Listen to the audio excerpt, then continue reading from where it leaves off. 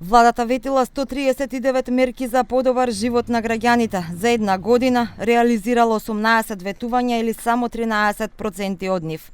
Ова го покажа истражувањето на платформата Компас, која ја следи реализацијата на ветувањата во 5 области: социоекономски, образование, здравство, млади и жени. Истражувањето покажало дека 51 мерка или 37% се во фаза на реализација. Од ветувањата за жени и демографија не била исполнета ниту една мерка.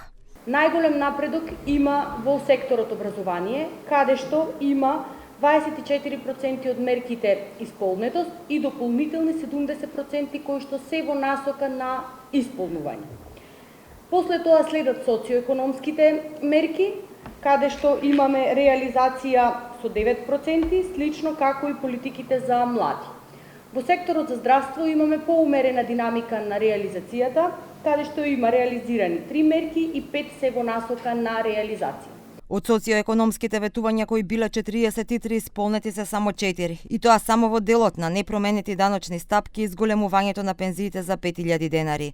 Петрески предупредува дека има ризици за остварување на ветувањата, особено кај буџетскиот дефицит и јавниот долг. Предупредува дека јавниот долг може да се зголеми до 3% ако не се менаџираат правилно проектите кои ќе се финансираат со британскиот кредит. Потенцијален ризик е и инфлацијата.